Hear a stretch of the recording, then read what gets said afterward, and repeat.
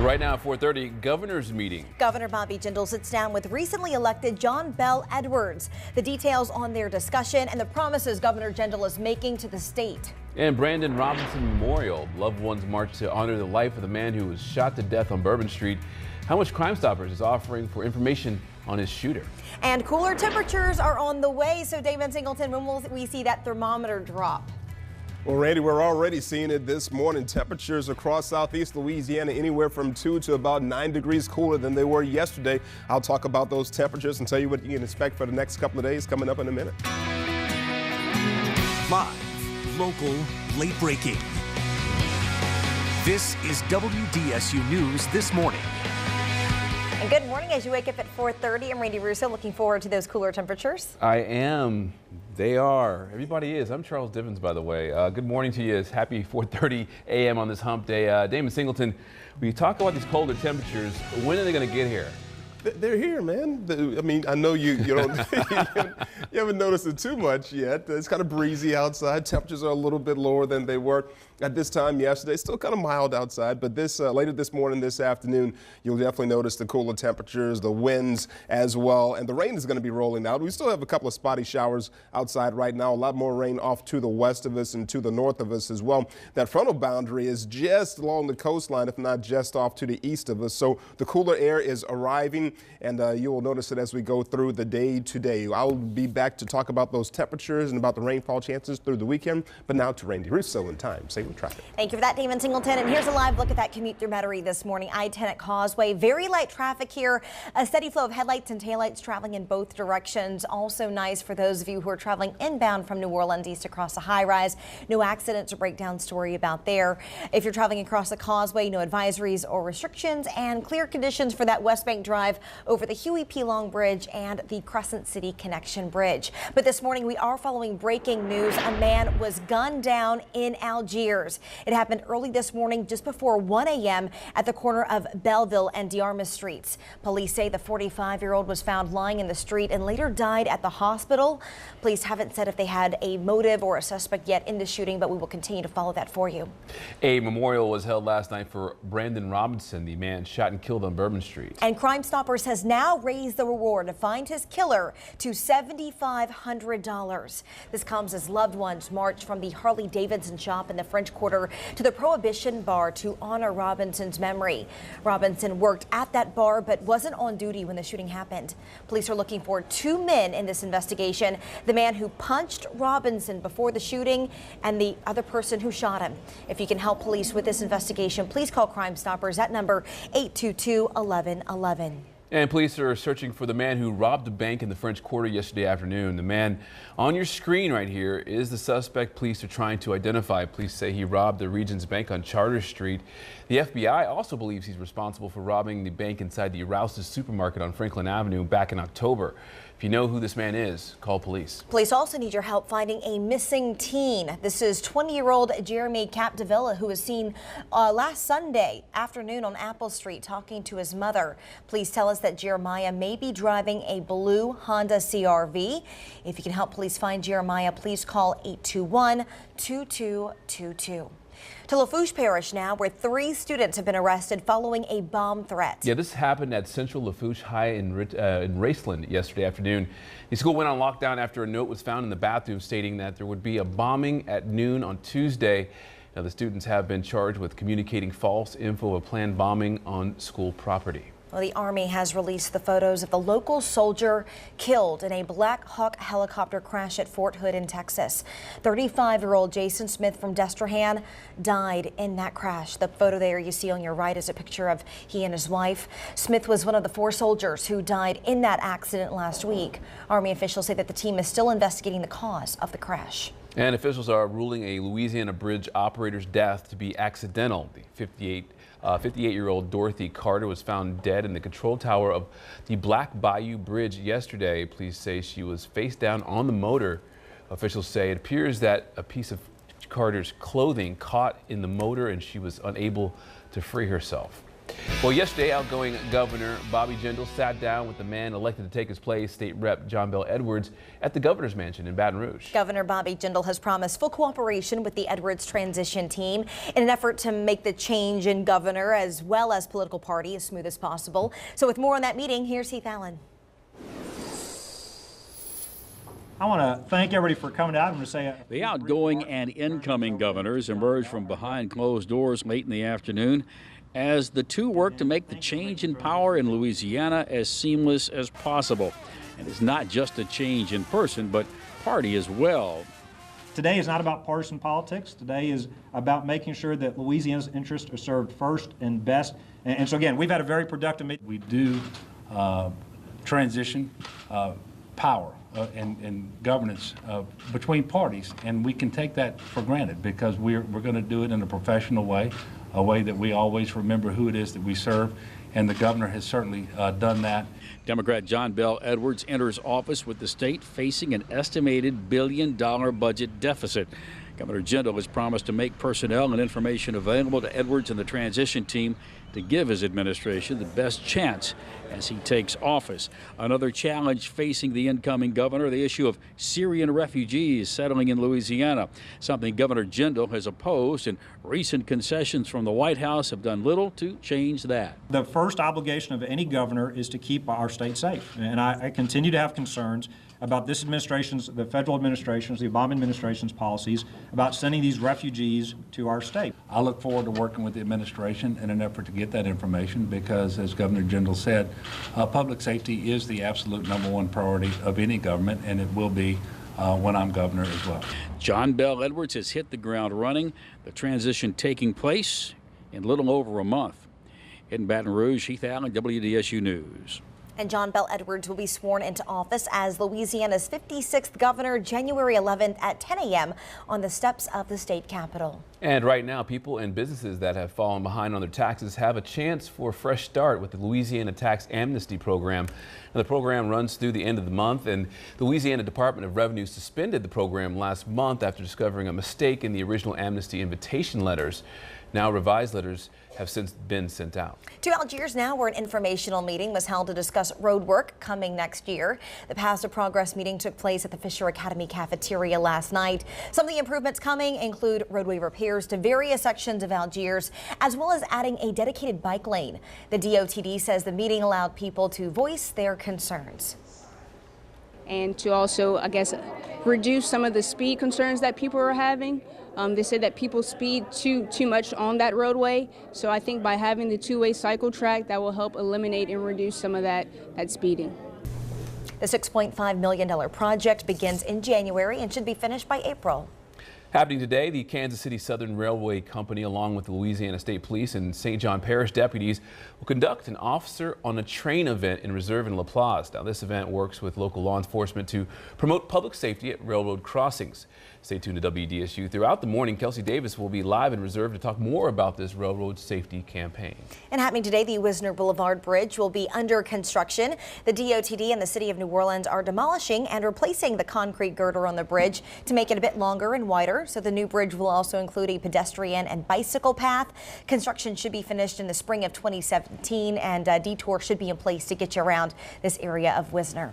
A federal judge has ordered the minority owner of an oil well to pay millions of dollars in fines. And Anadarko Petroleum Corp has been ordered to pay $159.5 million. The corporation owned a 25% share of the well, but oil giant BP was the ones who were operating it. Prosecutors had previously asked for $1 billion, but the Justice Department says they are pleased that Anadarko is now being held accountable. Construction continued yesterday on the addition to the Independence Island near Grand Isle. Yeah, limestone was added to the artificial reef. Now, the original build on the reef happened in 2011 with 8,000 tons of limestone, and now 7,000 tons of rock has been added, covering 4 acres. Now, the goal is to bring more visitors to this destination. Grand Isle is one of the world's best fishing destinations. Whether you want to target inshore species or offshore species, this is where you want to come. And we have people from all over the state as well as all over the country, and even outside this country and all over the world. It's definitely one of the hottest spots to go fishing. The Coastal Conservation Association of Louisiana and the Louisiana Department of Wildlife are partnered for the build. Happening today, the annual prayer service for the homeless of New Orleans will take place. Archbishop Gregory Amen will be presiding over the service, and clergy from the Jewish and Muslim faiths, and they will also be present there. The names of 16 men and women who died alone on the streets will be read, and a candle will be lit for each person. This event begins at 5:30 at St. Joseph Church on Tulane Avenue. And from Carnival Central this morning, another Carnival crew has announced its 2016 royalty. Reigning over the crew of Ferret is King Vivian Sunny Lee III and Queen Anastasia Ochio. Lee and Ochio will lead Ferret's annual ride along the traditional Uptown route on Saturday, January 30th at 2:30 p.m. We're already talking about Mardi Gras. Absolutely. It just got December. We're still waiting for the cold weather to come, so it feels like wintertime, so we can get into that mode. That weather's on the way, though, right? It is. And the cooler air, you know, in some places it's a lot cooler than in others. But take a look at this graphic. This will tell you where the coldest of the air is. As you look off to the west over in Dallas, where it's 40 degrees, up in Memphis, where it's 43 degrees, and just to the north of us in Jackson, where it's 52 degrees, over in Houston it's 54 degrees. All of this air is moving in our direction, and while our temperatures are similar to where they were yesterday, they are actually a little bit lower across most of the area. There's a little bit of rain still with us as well. Most of that is just off to the west and to the east of us. All of this rainfall is headed up into the northeast, which is an issue for the folks, especially up in New York, where the Rockefeller Center Christmas tree lighting is supposed to take place later on this evening. But this is the current picture. Not a lot of rainfall here in southeast Louisiana. We've got a few spotty showers, but the worst of the rainfall back in or moving into Baton Rouge and headed over the Felicianas right now. For our winds outside, I was telling you yesterday how the winds are going to pick up because the isobars was getting, the pressure gradient was tightening. Well, as you can see over the lakefront, 20-mile-per-hour winds, 12 miles per hour over in Kenner. Down in Galliano, the winds are blowing at 10 miles per hour, while over in Gulfport, they're blowing at 12 miles per hour. The winds are out of the north as opposed to the southeast where they were yesterday, which is why the air is going to become much drier as we go through the day today. Temperatures outside anywhere from 2 to 11 degrees lower than they were at this time yesterday, which means if you are on the North Shore, your temperatures are in the upper 50s to the low 60s. Down here on the South Shore, upper 50s to the mid 60s. When I come back, I'll talk temperatures this afternoon. But now off to Randy Russo in Time Saver Traffic. Thank you, Damon Singleton at 441. This is a look at that commute inbound out of New Orleans East, I-10 near Chef Mentor Highway. Looking really nice, a steady flow of headlights and taillights here. Everything flowing at the speed limit for those of you traveling inbound towards the CPD. Also looking nice for that West Bank Drive inbound over the Huey P. Long Bridge or the Crescent City connection. And no problems for those of you across the North Shore. Taking the fight to ISIS, the Pentagon deploys more U.S. forces to battle the militant group. How many troops could be sent in? And don't forget, you'll find our WDSU weather forecast every weekday morning on Nash 92.3, Old School 106.7, 106.1 The Underground, and Power 102.9.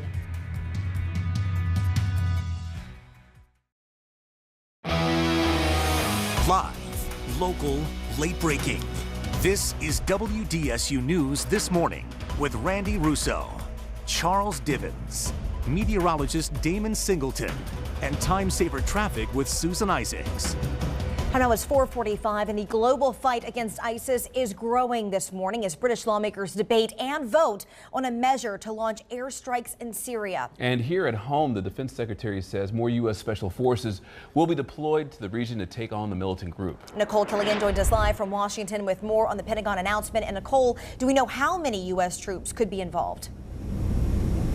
You know, Randy and Charles, no specific number as of yet, although Defense Secretary Ash Carter says that this new Special Operations Force could be larger than 50, while a U.S. official puts the number at a couple hundred troops. The team is expected to be based in northern Iraq in the city of Erbil. It would include assault teams and other units. At a hearing on Capitol Hill, Secretary Carter told lawmakers that the force will be able to conduct raids, free hostages, gather intelligence, and capture militant leaders. It puts everybody on notice in Syria that you don't know at night who's going to be coming in the window. And that's the sensation that we want all of ISIL's leadership and followers to have. Now, keep in mind that this marks the first time in the fight against ISIS that U.S. ground forces will be in a more permanent role in both Iraq and Syria. Randy and Charles. And Nicole, how did lawmakers react to this announcement? You know, with some skepticism and, of course, a reaction pretty mixed on Capitol Hill. On one hand, you have Republicans like Senator John McCain calling this a belated step forward, while some Senate Democrats are concerned that the effort could risk repeating the mistake of the Iraq War. Randy? And Nicole, how are leaders in Iraq responding? Well, Iraq's prime minister did respond after Carter's announcement, essentially saying that he feels that the country is capable of taking on ISIS without foreign combat forces on the ground, and says what really is needed is more training for his troops. Back to you. Nicole Killian for us live in Washington. And later today, the House Foreign Affairs Subcommittee is holding a hearing on ISIS and its strategy. This comes in the wake of the Paris attacks. Well, the head of Chicago's police department has been fired. This comes after a dash cam video was released showing an officer killing a teenager, shooting him 16 times. Superintendent Gary McCarthy was asked to resign by Chicago Mayor Rahm Emanuel. The mayor said it is time for, quote, fresh eyes and leadership. Now, the video shows Officer Jason Van Dyke shooting 17-year-old Laquan McDonald to death. Van Dyke has been charged with murder. City officials unveil a new historical marker to commemorate the 60th anniversary of Rosa Parks' arrest on a Montgomery, Alabama bus. The Montgomery, as you see here, was unveiled at an event to honor her pivotal role in the civil rights movement.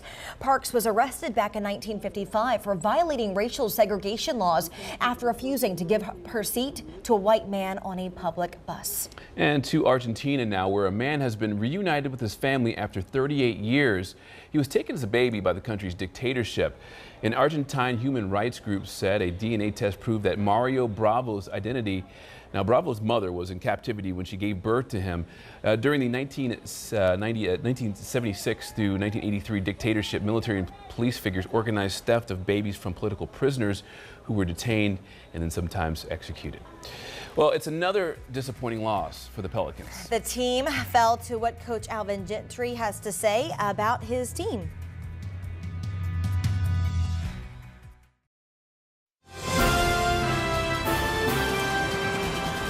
Good morning, everybody. This was supposed to be the game the Pelicans started to get things back on track. Both Tyreke Evans and Norris Cole were back from injury, and they had the Grizzlies at home.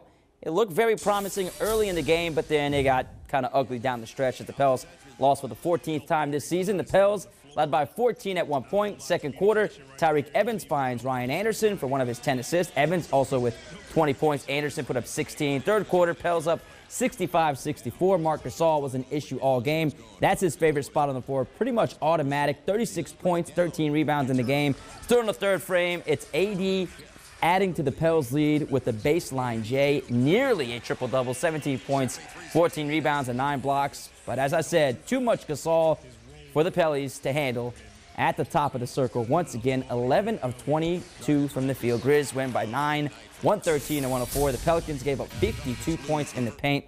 They fall to 4-14. And Alvin Gentry isn't too happy with his team being this bad. I didn't want us to be 10 games under 500. So, you know, I've got to do a better job, you know, of getting these guys ready to play, and then they've got to do a better job of following the game plan. But, you know, I take responsibility for where we are. I'm the coach of the team, so I've got to, you know, some kind of way I've got to get through to these guys where we got to get better defensively. And that'll do it for your morning sports. We'll see you right back here later on today. Well, at 4:53 right now, looking pretty nice out there as you take a live look outside. It's going to feel even better for some folks today if you like to get outside and enjoy the cool weather. It feels even better now. Thank you, Damon. We appreciate that. It does. You know, the temperatures are a little cooler. It's breezy outside. Winds are out of the north instead of from the Gulf of Mexico, which means the air is drier. The rain is still with us, but not for too much longer. How about that? That sounds all good. Okay. I knew I would get by-in somehow. Hey, here's a look through our Hyatt Regency camera, and as you can see, the arena's still looking pretty nice outside all across southeast Louisiana. We've got some great conditions. The roads are still a little wet, and had a little fog down towards Houma earlier, but I don't think we had that much of a problem with that right now. Behind this cold front, there is some very, very cold air, even though a lot of it is still on its way to us here in southeast Louisiana. The temperatures are very cold. Chicago's at the freezing mark right now at 32 degrees. But over in Denver, it's 20 degrees. Albuquerque, New Mexico is below freezing at 30 degrees. All this air is moving in our direction, and we're not going to get that cold. But if you're on the North Shore over the next several mornings from Thursday through Sunday morning, I think you're going to find many of you will be in the 30s. You'll wake the temperatures in the 30s. So it's going to be cold coming up. But right now, the coldest air is still just up to the north of us and just over to the west of us, where in Dallas it's 40 degrees, in Memphis it's 43 degrees, just up in Jackson the temperature is 52 degrees, while here in southeast Louisiana we're pretty much in the 50s and the 60s. The cold front has passed through the area. The air is still lagging behind, a little bit of rainfall just to the west of us. Most of that is moving to the north. As the line moves to the east, though, we're going to see a little more rainfall later this morning over the next several hours. In fact, as I put the model into motion, you can see that potential just kind of dissipates away as we make our way through the morning into the afternoon. Some of that cloud cover is going to stick around. In fact, I think most of it's going to stick around into the afternoon. There might be a spotty shower or two as well. But overall, I think we're going to start clearing out very nicely late afternoon and into the evening hours. We'll wake to some clear skies in the morning. Your Thursday afternoon is looking picture perfect. Friday morning is looking cold and breezy and clear. And Friday afternoon is looking picture perfect as well. So the next several days, I think you're going to really enjoy. The rain ends this morning. Cool and breezy this afternoon, and cold mornings ahead, especially if you're on the North Shore. But even down here on the South Shore, our temperatures are going to be in the 40s, so we need to be prepared for that as well. At the airport, 62 degrees, some cloudy skies, 84% humidity, but the winds are out of the north at 13 miles per hour. This afternoon, I'm expecting by noontime, we're all somewhere in the upper 50s to the low 60s, and your highs this afternoon in the mid 60s, mid to upper 60s, I guess, and then by 6 p.m., we're back down into the upper 50s. Here's a quick look at your 7-day forecast, and as you can see, the temperatures pretty nice over the next several days. And those morning lows are going to be kind of cold. St. Sunday, Susan, it's looking pretty good.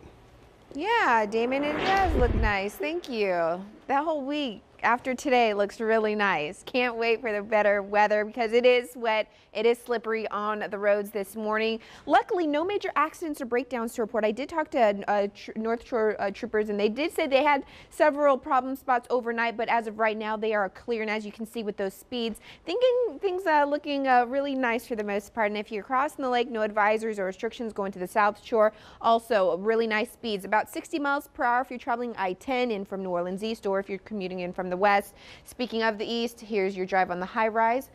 Looking lovely, guys. Charles, Randy, back to you. Thank you, Susan. Well, you know, many people probably wouldn't come to the defense of the person who held them at gunpoint. But this woman is. We're going to hear from her about the reason for defending this man who held a gun to her face, threatening to take her life. And as you take a live look outside, you're watching WDSU. We'll have more of your weather and traffic at the top of the hour. Stay with us.